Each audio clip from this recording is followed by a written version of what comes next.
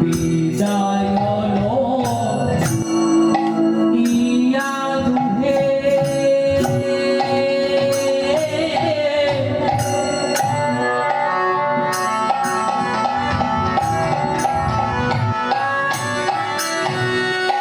চলিলায়া পনগিহে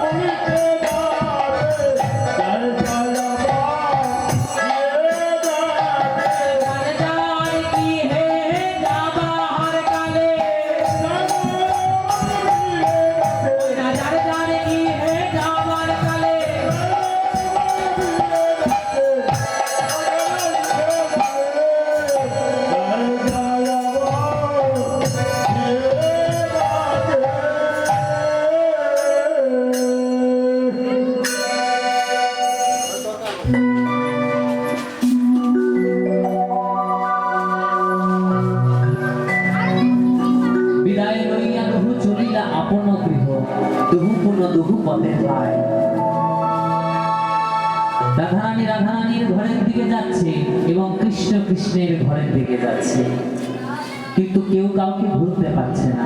এমনই সময়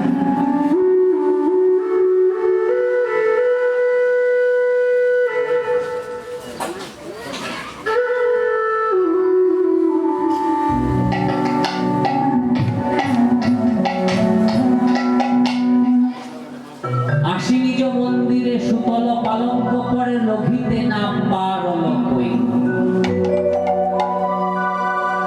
লঘিতে না পারল, কেউ দেখতে পেল না। দাস মনোহরের এই মিনতি, ওই পথে এসো নীতি নীতি, যেন যুগল চরণ দেখতে পারে। সেই যুগল চরণ আমি দর্শন করতে পারি, ওই পথ দিয়ে তোমরা রোজ রোজ আসা যাওয়া করো।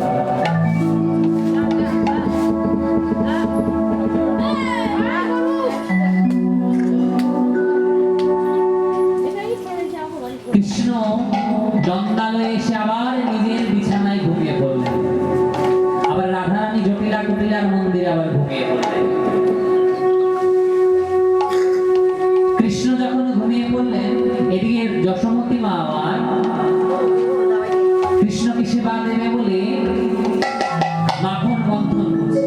সেই মন্থনের শব্দ শুনে যোগেশ্বরী যোগমায়া নিদ্রা দেবী আমার শ্রী ভগবানকে জাগিয়ে তুললেন।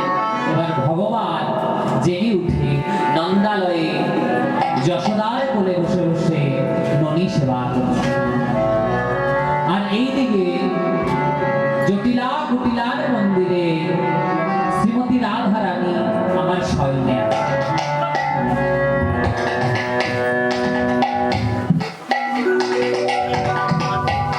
আর রাধা রানীর যারা স্বতন্ত্র সখীরা ছিল, শ্যামলা, বিমলা, মঙ্গলা, বলা, এরা যে নাকি ওই জটিলা কুটিলার মন্দিরের সামন দিক দিয়ে হেঁটে হেঁটে যাচ্ছে আর বলছে, আজ প্রভাতকালে যদি আমরা রাধাকে একবার দর্শন করে যাই তাহলে মনে হয় দিনটা আমাদের ভালো যাবে। তোমার সাধুগুরু বৈষ্ণবের যদি দর্শন সকাল সকাল হয় তাহলে মনে হয় দিনটা ভালো যায়। তাই রাধারানী তো কৃষ্ণের প্রেয়সী, রাধা বদনে যদি আমরা কৃষ্ণ কথা শুনতে পারি, রাধারানীকে যদি আমরা দর্শন করতে পারি তাহলে হয়তো দিনটা আমাদের ভালো যাবে। কিন্তু মা, রাধারানীর বাড়িতে ঢোকার আগেই সেই গেটের সামনে একজন বসে আছে। সে হলো কে? রাধারানীর শাশুড়ি। কে মা? শাশুড়ি বসে আছে, যার নাম হচ্ছে জটিলা। জটিলার আদেশ ছাড়া রাধারানীর সঙ্গে দর্শন করা হবে না। বলছে বুদ্ধি বের করতে হবে। কেন? যে জন ভজে কৃষ্ণ সে বড় চতুর। চতুরালি না করলে কৃষ্ণ ভজন হয় না। যারা কি করতে হবে? বলছে রাধারানীকে তো দর্শন করতে দেবে না।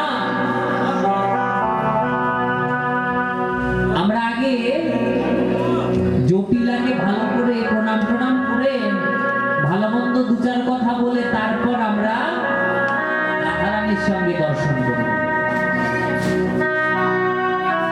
এই কথা ভেবে স্বতন্ত্র সখীরা তারা জটিলার সম্মুখে এসে উপস্থিত হয়েছে। আর জটিলার চরণে প্রণাম নিবেদন করে বলছে, প্রণতি হই মা তব চরণে। তোমাকে কতদিন ধরে দেখি না, মনটা যেন কেমন করে। তোমাকে দেখার জন্য মনটা আমার খুব অস্থির হয়েছিল। জটিলা বলছে, বাহ বাহ বাহ, আমাকে তোরা এত ভালোবাসিস? বলে, হ্যাঁ মা, তুমি হচ্ছ বৃন্দাবনের 1 নম্বর সখী।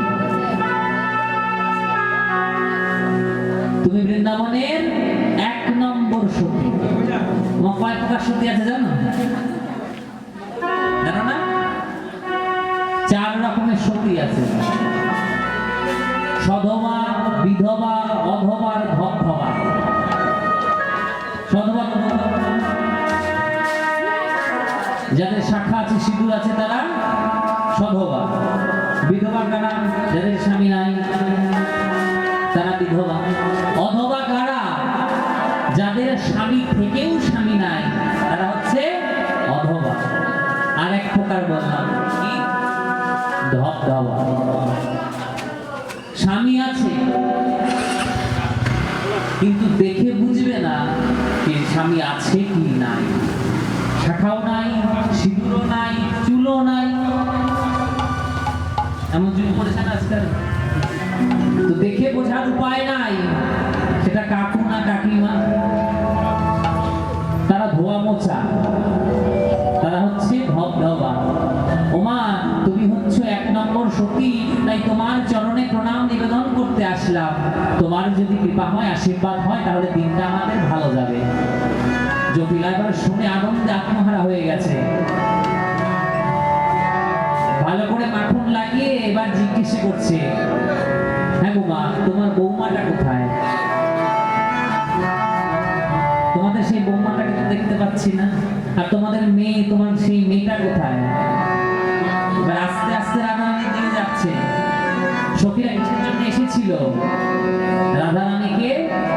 রাধারানীর মুখে কৃষ্ণ কথা শুনতে, রাধারানীকে দর্শন করতে। কিন্তু এমন ভান করছে যেন দেখতে এসেছে জটিলাকে। বলে, তোমার মেয়েটা কোথায়? বলে, তার কথা বলো না গো, সে পাড়ায় গেছে, পাড়ায় পাড়ায় ঘুরবে আর লোকের বদনাম নাই। এমন লোক আছে নাই? পাড়ায় পাড়ায় ঘুরবে আর লোকের বদনাম গাইবে। তুই ওই কুটিলা হচ্ছে অমর, বলছে আমার মেয়ের কথা বলো না। আচ্ছা তোমার তোমার বৌমাটা কোথায়?